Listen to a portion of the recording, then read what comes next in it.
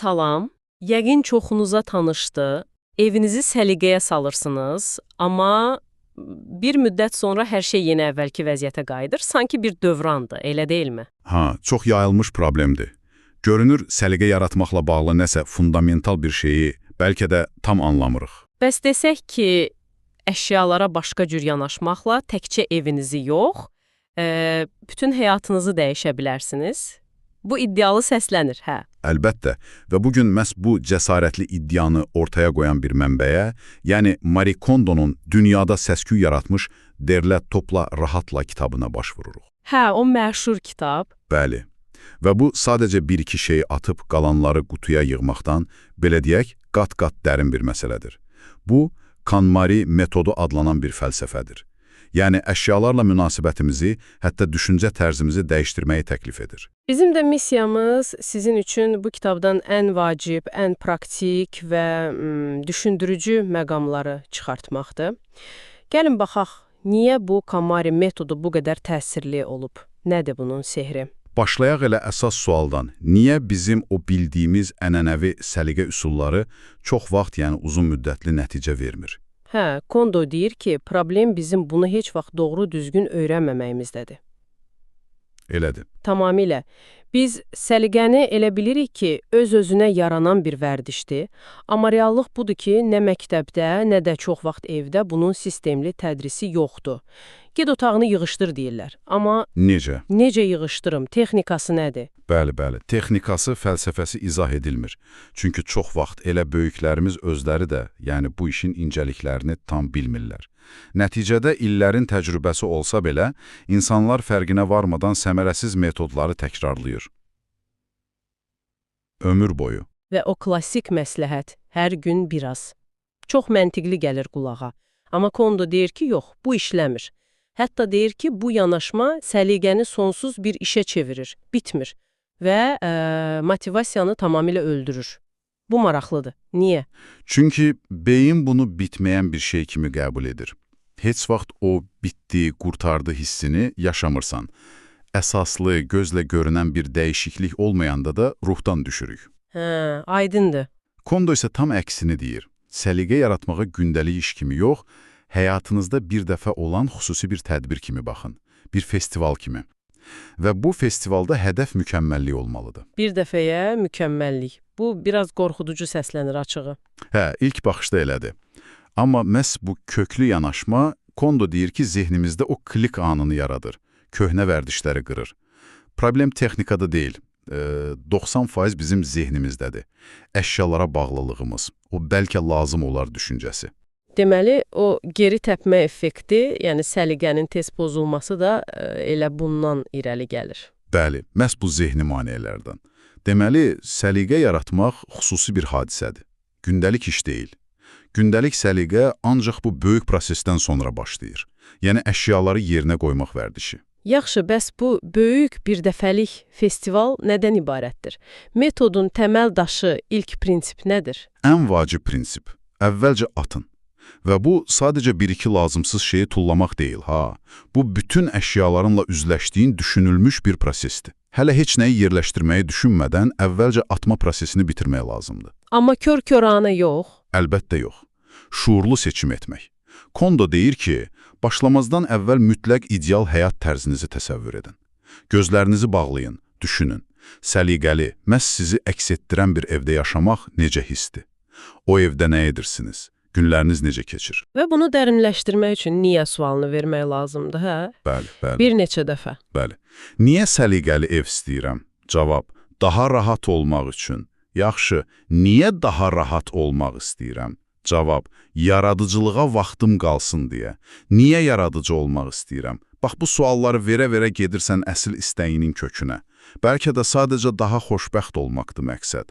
Bu, başlamaq üçün güclü motivasiyadır. Məqsəd aydındır. Bəs seçim kriteriyası? Nəyi saxlayım, nəyi atım? Burada gəlir o məşhur sualı. Hə, KonMari metodunun ən inqilabi tərəfi bəlkə də budur. Bu əşya sizə sevinç hissi yaradırmı? Does it spark joy? Yəni ona toxunanda ürəyinizdə bir qığılcım, bir istilik, pozitiv bir hiss yaranırmı? Məntiqlə yox, hisslərlə. Bəli. Məntiqlə bu bahalıdır, filankəs hədiyyə edib demək əvəzinə bədəninizin, ürəyinizin reaksiyasına qulaq asmaq. Nəyi atacağınıza yox, nəyi saxlayacağınıza fokuslanın. Bu çox subyektiv gəlir qulağa, bəs sırf funksional əşyalar, məsələn çəkic ya da vergi sənədləri, onlar sevinc vermir axı, onları da ataq? Çox yaxşı sualdır və Kondo buna toxunur. Deyir ki, bəli, bəzi əşyalar sırf funksiyası üçün saxlanılır. Dərin emosional bağ gözləmək real deyil. Amma burada da yanaşma fərqlidir. Çəkic sizə birbaşa sevinc verməsə də, onun işinizi asanlaşdırmasına, ehtiyac anında köməyinizə çatmasına görə minnətdarlıq duya bilərsiniz. Yəni əşyanın həyatınızdakı rolunu, faydasını qiymətləndirmək də o sevinc anlayışına daxil ola bilər. Aydındır. Deməli, əşya ilə şuurlu bir əlaqə qurmaqdır məsələ. Bəli. Kondo özü də deyir, əvvəllər ancaq atmağa fokuslanıb, axırda özünü bədbəxt hiss edib. Anlayıb ki, əsas məsələ sevdiyin, həyatına dəyər qatan şeyləri saxlamaqdır. Deməli, bu sevinç həmişə böyük həyəcan deyil, bəzən sakit bir minnətdarlıq da ola bilər. Yaxşı, prosesin texniki tərəfi. Kondo otaq-otaq yox, kateqoriya üzrə səliqə yaratmağı deyir. Paltarlar, sonra kitablar. Niyə bu vacibdir? Bunun çox güclü səbəbləri var. Birincisi, eyni kateqoriyaya aid bütün əşyaları, bütün paltarları məsələn, evin hər yerindən bir nöqtəyə yığanda siz əslində nə qədər çox şeyə sahib olduğunuzu görürsünüz. Bu vizual şok çox vaxt atmaq üçün güclü təkan olur. O yığını görəndə adam dəhşətə gəlir yəqin. Dəqiq. İkincisi, oxşar əşyaları yan-yana qoyanda müqayisə etməyə asanlaşır. Hansı həqiqətən sevinc verir? Üçüncüsü də bu proses şkafın dibində unudulmuş, yatmış əşyaları oyadır. Onlarla üzləşirsən. Və bu kateqoriyalarına sırası var deyəsən, təsadüfi deyil. Bəli, ardıcıllıq qərar vermə bacarığını tədricən artırmaq üçündür. Paltarlar nisbətən asan. Kitablar, kağızlar, komono, xırdapara, müxtəlif əşyalar və ən sonda ən çətini, hissi dəyəri olanlar, xatirələr, fotolar, məktublar. Asantdan başlayıb tədricən emosional yükü artırırsan ki, prosesin ortasında ilişib qalmayasan. Proses aydındır, amma maneələr də olur. Məsələn, ailə üzvləri. Atmaq istədiyin köynəyi anan görür, deyir, ay bala, bunu niyə atırsan, saxla da, kəndi gedəndə geyinərsən. Belə vəziyyətdə nə etməli? Kondo bu məsələdə çox qətidir. Hətta biraz zarafatla deyir ki, atacağınız əşyaları, o zibil torbalarını ailənizdən, xüsusən ana təkrar emalçılarından gizli saxlayın. Gizlədək. Məqsəd hörmətsizlik deyil, sadəcə öz sərhədlərini qorumaqdır. Atma prosesini lazımsız müdaxilələrdən, günahkarlıq hissi yaradan sözlərdən azad etmək. Bu, sizin əşyalarınızla şəxsi dialoqunuzdur. Eyni məntiqlə biz də başqalarının əşyalarına qarışmamalıyıq, yəqin. Əlbəttə. Kondo özü də gənclik səhvini etiraf edir. Ailə üzvlərinin əşyalarını gizlicə atıb. Deyir, böyük səhv idi. Ən yaxşısı öz nümunənlə təsir etməkdir. Çox vaxt sizin evdəki dəyişiklik digərlərini də həvəsləndirir. Bəs o istəmədiyimiz hədiyyələr ya da mənə olmur, bacıma verərəm dediyimiz şeylər, onları atmağa adamın əli gəlmir axı. Kondo deyir ki, hədiyyənin əsas funksiyası verildiyi anda yaşatdığı o xoş hissdir. Əgər o əşya sizə artıq sevinc vermirsə, deməli öz missiyasını bitirib. Ona təşəkkür edib, minnətdarlıqla vidalaşmaq olar. Kiməsə ötürmək yəni. Günahkarlıq hissindən kiməsə ötürmək, xüsusən qarşı tərəfin istədiyindən əmin olmadan, əslində məsuliyyəti başqasına yükləməkdir. Eyni şey bacıma verərəm məsələsinə də aiddir. Əgər sizə sevinç vermirsə, çox güman ki, ona da verməyəcək. Bəlkə də o əşyanın rolu sizə nəyin yaraşmadığını öyrətməkdir. Bu dərsi aldın, təşəkkür et, burax getsin. Bu həqiqətən əşyalara başqa gözlə baxmaqdır. Sanki onlarla daha hörmətli davranırsan. Gəlin praktik məsləhətlərə baxaq. Məsələn, paltarlar. O şaquli qatlama texnikası. Sadəcə yerə qənaət üçündürmü? Yerə qənaət edir, hə. Bir də çəkməcəni açanda hər şeyi görürsən. Bu böyük üstünlükdür. Amma Kondo üçün daha dərin mənası var. O, qatlamağı paltara qayğı göstərmək, əllərin enerjisi ilə ona toxunmaq teatr kimi görür. Enerji ötürmək. Bəli, belə deyək, paltarları üst-üstə yığanda onlar əzilir, amma dik qoyanda hər birinin öz yeri olur. Corablarla bağlı məsləhəti də buradan gəlir. Yumrulayıb bir-birinə keçirməyin. Bu onların istirahətinə mane olur, materialı gərginləşdirir. Qatlayıb və ya büküb dik qoyun. Daha hörmətli yanaşma. Bəs ev geyimləri.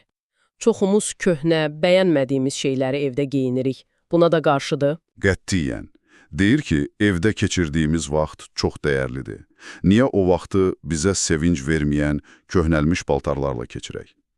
Evdə də özümüzü yaxşı hiss etməliyik.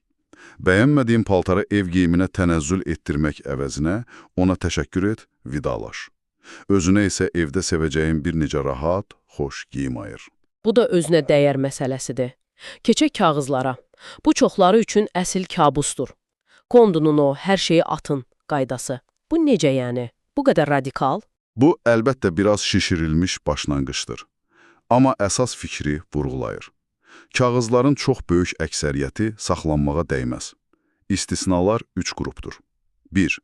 Hazırda istifadədə olanlar, ödəniləcək hesablar kimi bunlar da tez həll olunmalıdır. 2. Müəyyən müddət lazım olanlar, müqavilələr, zəmanətlər. 3. Daimi saxlanmalı olanlar, çox az sayda rəsmi sənəd. Qalan hər şey. Köhnə qəzetlər, jurnallar, reklamlar, təlimatlar, köhnə qeydlər, hamısı gedir. Böyük əksəriyyəti, bəli. Təlimatların çoxu onlayn var. Seminar materialları, köhnə dərs qeydləri. Kondo deyir, əsl öyrənmə o anlarda baş verir. O kağızları yığmaqla yox. Çox vaxt o kağızlar bizə öyrənmədiklərimizi xatırladıb günahkarlıq hissi yaradır. Bəs zəmanət kağızları, onları necə saxlayaq? Hamısını bir yerdə, bir şəffaf faylda və ya qutuda saxlayın. Kateqoriyalara bölməyə ehtiyac yoxdur. Lazım olanda onsuz da hamısını baxmalı olacaqsınız. Sadəlik əsasdır. Saxlama sisteminin özü də sadə olmalıdır, eləmi? Bəli, mürəkkəb qovluqlar, rəngli etiketlər, bunlar çox vaxt işi çətinləşdirir. Maksimum 2-3 qovluq. Diqqət tələb edənlər idealda boş olmalı və saxlanmalı olanlar. Əsas odur ki, sistem o qədər sadə olsun ki, kağızı yerinə qoymaq heç bir əziyyət olmasın. Yaxşı, atma prosesi bitdi, indi nə edirik? KonMari metodunun ikinci böyük prinsipi gəlir. Bəli, hər əşya üçün bir yer təyin edin. Bax bu, o geri təpmə effektinin, yəni dağınıqlığın geri qayıtmasının qarşısını alan əsas mexanizmdir. Əgər saxladığın hər bir şeyin öz evi varsa, onu yerinə qoymaq vərdişə çevrilir. Tamamilə, düşünmədən yerinə qoyursan. Və burada da bahalı saxlama qablarına ehtiyac yoxdur deyəsən. Qətiyyən. Əvvəlcə evdə nə varsa ondan istifadə edin. Çəkməcələr, şkaflar, hətta adi ayaqqabı qutuları. Onlar çox möhkəm və funksionaldır. Xüsusi qab almaq çox vaxt problemi həll etmir, əksinə daha çox şey yığmağa bəhanə olur. Sadəlik hər zaman daha yaxşıdır. Şaqili saxlama burada da işləyir. Bəli, mümkün olan hər yerdə. Paltarlar kimi, kağızlar, qutulardakı xırda əşyalar, hətta mətbəxdə bəzi şeylər. Dik saxlamaq həm yerə qənaət edir, həm də hər şeyi görünən edir. Üst-üstə yığılanların altındakılar unudulur. Və çox vacib bir məqam, saxlamanı evin hər yerinə dağıtmayın. Yəni, bütün təmizlik vasitələri bir yerdə, bütün dəftərxana lavazımatları bir yerdə. Mümkün qədər bəli. Bu, bəzən deyilən istifadə tezliyinə görə yerləşdirmə prinsipinə zidd görünə bilər. Amma Kondo üçün daha vacib olan əşyanı yerinə qoymağın asan olmasıdır.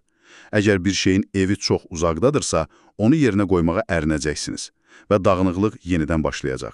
Bütün bu proses atmaq, yerləşdirmək insanı bir nöqtəyə gətirir. Kondo buna doğru an və ya jeton düşməsi, click point deyir. Bu nə demək tam olaraq? Bu, çox maraqlı, intuitiv bir şeydir. Atma prosesində birdən-birə daxili bir hiss yaranır. Bax, bu qədər bəsdir. Mənə xoşbəxt yaşamaq üçün məhz bu qədər əşya lazımdır. Bu, məntiqlə hesablanan bir şey deyil, sadəcə hiss olunur. Hər kəsdə fərqli miqdarda. Bəli, və Kondo deyir ki, bu nöqtəyə çatan insanlar bir daha əvvəlki kimi şuursuzca əşya yığmırlar. Onların əşyalara münasibəti kökündən dəyişir. Əgər siz hələ də o doğru an hissini yaşamamısınızsa, deməli, hələ atılacaq, üzləşəcək əşyalarınız var. Proses bitməyib. Çox maraqlıdır. Deməli, bu sadəcə fiziki təmizlik deyil, dərin psixoloji, hətta mənəvi bir prosesdir. Gəlin yekunlaşdıraq. Bugün Marie Kondo'nun kitabına əsaslanaraq KonMari metodunun əsaslarını danışdıq. Gördüyünüz kimi, bu səthi səliqədən çox zehnimizi təmizləmək, həyatda nəyin vacib olduğunu anlamaqdır. Əsas prinsipləri təkrarlayaq. Birincisi, kateqoriya üzrə bütün əşyalarla üzləşin. Yalnız sevinc verənlər saxlayın, qalan hər şeylə minnətdarlıqla vidalaşın. İkincisi, saxladığınız hər əşya üçün çox sadə bir ev təyin edin və mümkün qədər şaquli saxlayın. Bu yanaşma sizə, bizim dinləyicimizə təkcə səliqəli ev yox, həm də daha aydın düşüncə, daha yaxşı qərarlar və həyatda həqiqətən dəyər verdiyiniz şeylərə fokuslanmaq imkanı vəd edir. Məqsəd əşyaları azaltmaqdan çox sizə enerji verən bir mühit yaratmaqdır. Və sonda sizin üçün bir fikir. Kondo deyir ki, əşyalarımızla dialoqumuz əslində özümüzlə dialoqumuzdur. İndi ətrafınızdakı əşyalar sizin haqqınızda nə deyir? Onlar keçmişdə ilişib qalıb, yoxsa indiki sizi və gələcəyinizi əks etdirir? Hə, düşündürücü sualdır. Keçmişə aid yüklərdən azad olub, yalnız bugünkü sizi təmsil edən əşyalarla əhatə olunmaq, bu həyata necə təsir edərdi? Bəlkə də o, həyatı dəyişdirən sehir, elə bu sualın cavabındadır. Bunu düşünməyə dəyər.